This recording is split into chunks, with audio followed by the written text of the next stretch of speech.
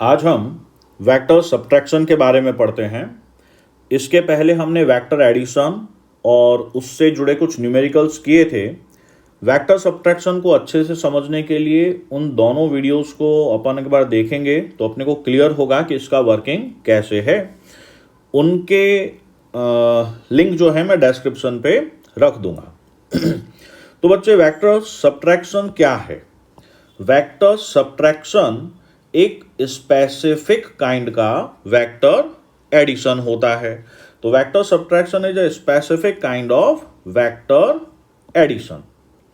अब जैसे मान लीजिए अपने पास में ये वेक्टर ए और वेक्टर बी है जिनके बीच में एंगल थीटा है। यहां पर ये एरो सेम ऑर्डर में है। हम डायरेक्शन नहीं कह रहे बच्चे, ऑर्डर कह रहे हैं। ठीक है। तो अगर हम वेक्टर एडिशन की बात करेंगे तो वेक्टर एडिशन का रिजल्टेंट फर्स्ट वेक्टर के इनिशियल पॉइंट से लास्ट वेक्टर के फाइनल पॉइंट को मिलाने वाली लाइन होती है। तो यहां पर हम वेक्टर एडिशन को vector A plus vector B, जहां पर दोनों सेम ऑर्डर में है, और उसका मैग्नीट्यूड जब उनके बीच में एंगल थीटा होता है उनका magnitude under root of A square plus B square plus 2ab cos theta से देते हैं।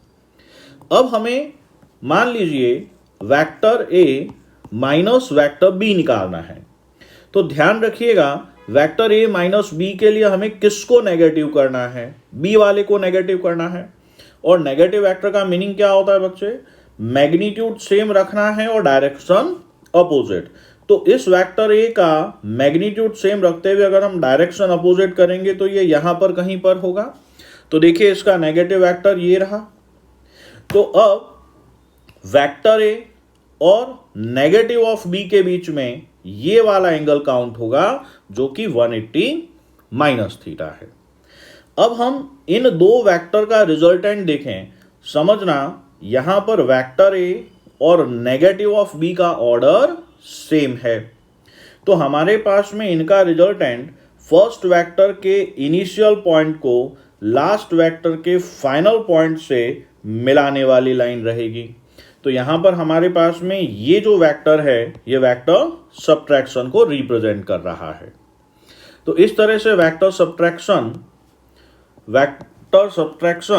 Vector A plus negative of vector B रहा, जिसे हम vector A minus vector B करेंगे। अब इनका magnitude as it is addition की तरह ही होता है, बस हमें यह ध्यान रखना है कि हम वेक्टर ए में नेगेटिव ऑफ बी को ऐड कर रहे हैं और एंगल हमारे पास 180 माइनस थीटा है। तो हमारे पास में वही फॉर्मूला वापस यूज आएगा बच्चे, बस थीटा की जगह हम 180 माइनस थीटा रखेंगे। अब यहां पर अगर हम सोचें तो हम cos 180 माइनस थीटा को माइनस cos थीटा लिखकर भी याद कर सकते हैं, जैसा कि आप लोग कई टेक्स्ट बुक्स में देखेंगे। बट मैं ये सजेस्ट नहीं करूंगा। उसका कारण है कि उसमें रटने के बजाय अपन सिर्फ इसको ध्यान रखें, ठीक है, जो इसके बिहाफ पर होगा, और उसके हिसाब से सारे चेंजेस अपने आप हो जाएंगे। तो बेटर है, कोई नया फॉर्मूला रटने की जरूरत नहीं है। तो ये हमारे पास में वेक्टर सब्ट्रैक्शन का मैग्नीट्यूड आया। अब हमने वेक्टर एडिशन में देखा था कि वेक्टर ए में वेक्टर बी जोड़ो या वेक्टर बी में वेक्टर ए जोड़ो, बात एक ही होती है। मतलब वेक्टर एडिशन कॉम्यूटेटिव होता है, but it is not so with vector subtraction. ठीक है। और अब सबसे इंपॉर्टेंट चीज, किसी भी वेक्टर क्वांटिटी में चेंज का मतलब क्या है? ये चेंज का मतलब होता है बच्चे final vector minus initial vector. ठीक है। अब वेक्टर सब्ट्रैक्शन बहुत बहुत इंपॉर्टेंट टॉपिक है। ये हमें कहां कहां यूज आएगा? Change in velocity, final velocity minus initial velocity, acceleration में यूज आता है, लीनियर मोमेंटम इंपल्स निकालने में यूज आएगा, और आगे भी कई जगह पर यूज आएगा। इसका एक न्यूमेरिकल करके देखते हैं। इसको समझना, इसके प्रोसेस को रटने के बजाय। मान लीजिए कि एक कार है जो 20 मीटर पर सेकेंड की स्पीड से पहले ईस्ट में जा रही थी। हम इसको V1 कहेंगे। And it turns towards north जब नॉर्थ में चलने लगी उस वेलोसिटी को v2 कह दिया, और नॉर्थ में भी वो सेम स्पीड से चल रही है, हमें चेंज इन स्पीड निकालना है। तो बच्चे स्पीड तो दोनों ही केस में सेम रहा, तो चेंज इन स्पीड हमारा 0 आएगा, बट इंपॉर्टेंट है चेंज इन वेलोसिटी। अगेन इसको हमने v1 कहा जो कि टुवर्ड्स ईस्ट है, और नॉर्थ वाली को हमने v2 कहा। तो ऐसे सवाल करने के लिए पहले हम north south east west direction बना लें। अब v1 किस तरफ है, टुवर्ड्स ईस्ट, और v2 किस तरफ है, टुवर्ड्स नॉर्थ। तो v1 और v2 वेक्टर ड्रॉ कर लें। तो देखिए वेक्टर v2 नॉर्थ में है और वेक्टर v1 ईस्ट में है। हमें निकालना क्या है, चेंज इन वेलोसिटी। तो चेंज इन वेलोसिटी का मतलब final velocity minus initial velocity. तो हमें यहाँ पे किस वेक्टर का नेगेटिव लेना है, वेक्टर v1 का। अब वेक्टर v1 ईस्ट की तरफ है तो इसका नेगेटिव वेस्ट की तरफ होगा, तो अपने को वेक्टर v1 का नेगेटिव लेना है। तो हम वापस एक फिगर ड्रॉ करेंगे जिसमें v2 तो एज इट इज जिस डायरेक्शन में है, बस v1 को ईस्ट के बजाय वेस्ट में लेना है। तो ये हमारे पास v2 और माइनस v1। अब देखिए जब हम किसी भी वेक्टर का रिजल्टेंट निकालते हैं तो दोनों को सेम ऑर्डर में करना पड़ता है। यहां पर अभी इनको ऐड नहीं कर सकते क्योंकि इनका ऑर्डर सेम नहीं है, तो हम इनको सेम ऑर्डर में, अच्छा सीक्वेंस क्या होना चाहिए बेटा, पहले वेक्टर v2 देखना है, उसके बाद v1 आना चाहिए। तो हम वापस एक नया डायग्राम बनाएंगे जिसमें v2 को तो एज इट इज रखेंगे, ये v2 रहा। अब माइनस v1 को डिस्प्लेस करके ऐसा लेंगे कि वो सेम ऑर्डर में आ जाए, तो ये माइनस v1 रहा। ठीक है, अब अपने पास में रिजल्टेंट फर्स्ट वेक्टर के इनिशियल पॉइंट को लास्ट वेक्टर के फाइनल पॉइंट से मिलाने वाली लाइन रहेगी। ठीक है, तो ये कहां पे हुआ, नॉर्थ वेस्ट में हुआ। अभी यहां पर दोनों का मैग्नीट्यूड सेम है v1 v2, इसलिए हम इसको 45 डिग्री पर लेंगे और ये नॉर्थ वेस्ट कहलाएगा। लेकिन हमेशा ये जरूरी हो ऐसा नहीं है, जो हम आगे के न्यूमेरिकल्स में देखेंगे। अब देखिए चेंज इन स्पीड हमारे पास में 0 रहा, बट चेंज इन वेलोसिटी जो रहा वो 20√2 नॉर्थ वेस्ट रहा। ठीक है, चलिए इसकी क्लियरिटी को बढ़ाने के लिए आगे हम और एक दो न्यूमेरिकल देखते हैं। आप इसका स्क्रीनशॉट लेकर इसको सॉल्व करने की कोशिश कीजिएगा। ठीक है, आई होप आपने स्क्रीनशॉट लिया है, सॉल्व करेंगे, आंसर्स वगैरह सब दिए हुए हैं। एक न्यूमेरिकल करते हैं। भाई किस प्रॉपर्टी के लिए वेक्टर ए और वेक्टर बी है ना, इनका एडिशन का मैग्नीट्यूड और इनके सब्ट्रैक्शन का मैग्नीट्यूड सेम होगा।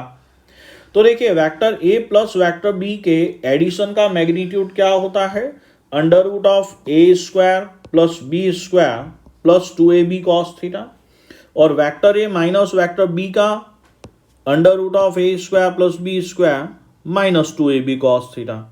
यहां पर जो कॉस 180 माइनस थीटा था वो हमने माइनस कॉस थीटा लिया।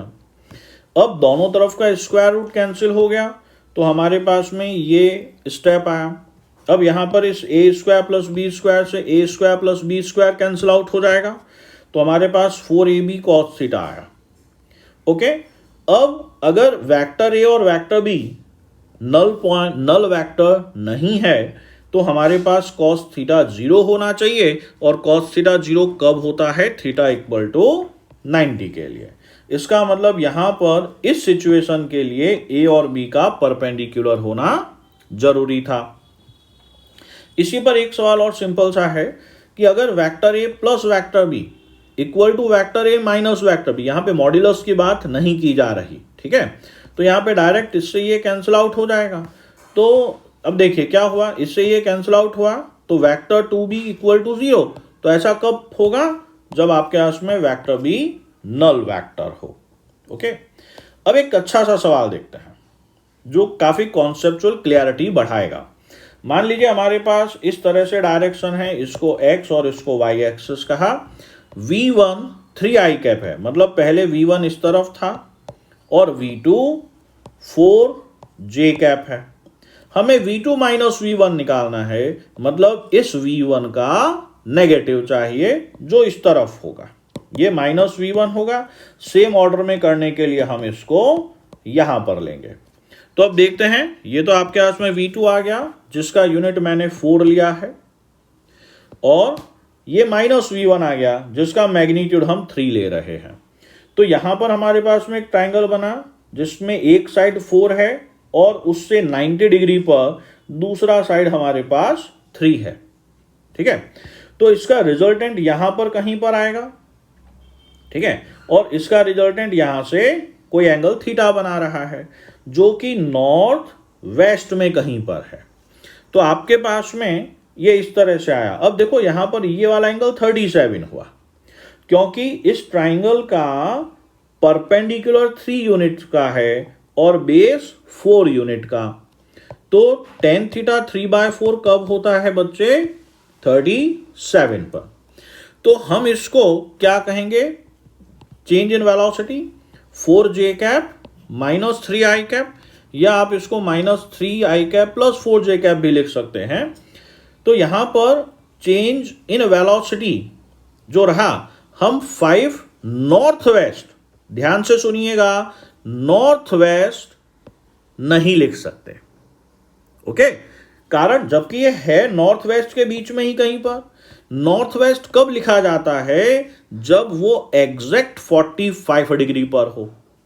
तो अभी हमारा रिजल्टेंट नॉर्थ से 37 डिग्री वेस्ट की तरफ है, या हम कहें वेस्ट से 53 डिग्री नॉर्थ की तरफ है। तो इसे कैसे रिप्रेजेंट करेंगे?